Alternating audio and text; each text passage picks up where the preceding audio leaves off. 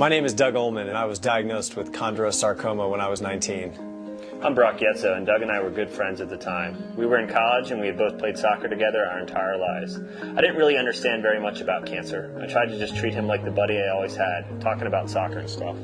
And that was helpful since I was dealing with cancer and doctors all the time. It was nice to just have a friendship that was normal. Brock and my family were great, and eventually I found some other young adult survivors to talk to who understood what I was going through in a way that no one else did. Then, unfortunately, I had the opportunity to support Brock a few years later when his mom was diagnosed with cancer. My mom was diagnosed with stage 4 colon cancer and passed away from the disease. The first person I called and the one person who was always there for me was Doug. I think since I had been through cancer and faced a life and death situation, I was able to talk to Brock about what he was going through with his mom in a way that other friends couldn't. Emotionally, a lot of things changed after my diagnosis and after my surgery. I think that your friendships with friends in high school change, friends with your peer group changes because a lot of people don't understand how to deal with what's going on. So instead of dealing with it, they kind of either try to ignore it or ignore you.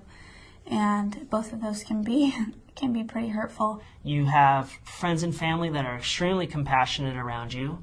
You have other ones that I know are, very concerned about you, but they're a little bit nervous about the cancer word, so they're standoffish. I had friends who would call up and just talk for 45 minutes about something completely unrelated. Or they would never, it was as though they were dancing around the subject. And I would say, well, I went to the hospital yesterday and had a transfusion. And they're like, we don't need to talk about that. And I really had to say a lot of times, that's all I have to talk about right now. And you should, I need you to talk with me about this. I think at the same time, though, there's a lot of people that will surprise you with how incredible and thoughtful and consistent they can be in your life. I think it brought us closer.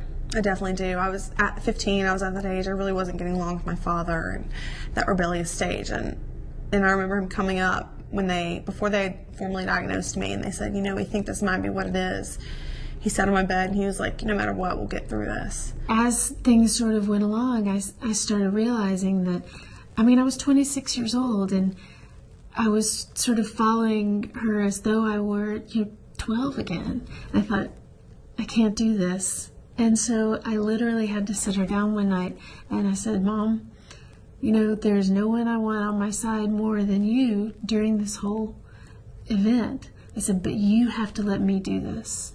Otherwise, I'm a victim on all sides. It's extremely different. One of the things being that your sense of independence, which you've worked so hard to achieve, is completely taken away from you immediately. And having to rely on my parents again to take care of me. To at one point bathe me and help me up the stairs and feed me, do everything for me. It's really hard on you mentally, emotionally. I think the best thing you can do for your son or daughter that's a patient is allow them to have as much control over their decisions and over their life as possible, however hard that might be for you, or at least help them believe that they do. I think the next day we went into the hospital I was having a bone scan, and the nurse called my name, and we both stood up. My mom and I both stood up, and I looked at her, and she looked at me, and she goes, sit down and shut up, right? Yeah. So it was really important, and I think has made a big difference in our relationship. Since then, I sort of became an adult to her at that moment. I do remember one time being in the hospital and being asleep, but still kind of paying attention to my mother stepping outside with a friend at the doorway and sobbing and saying it's so hard. And I do remember thinking, well, this isn't just hard on me. In many ways, I was the center of attention at every family event, every social event. My sister said that for probably a year, nobody asked her about her. They said, hi, Cassie, how's your sister? There was a point where she asked me, Mommy, are you going to die? Or can I catch cancer? And that was very difficult. It's hard to explain to a child that there's so many different levels to cancer. When I got up with the walker, I just stood there. and he told me, let go of your walker. And I let go. And he was like, he just froze. And I never seen my dad like that. I mean, there's this big guy, and all of a sudden he starts crying. It's like, you know, maybe this is all happening for a reason, you know? When given the choice of whether to go through something like this by yourself or with friends and family, although it seems sometimes that it would be a lot easier to do it by yourself, it's not.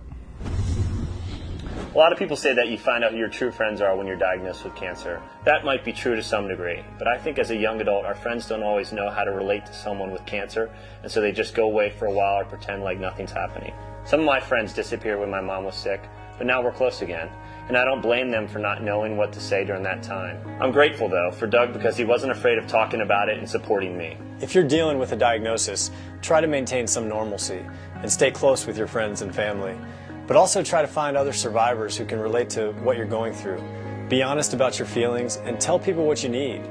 Sometimes people don't know what to do or what to say until you spell it out for them. Doug, I need you, man. I need you too, man. If you have questions about talking to your friends or family, ask your doctor or contact these cancer-related organizations for more information.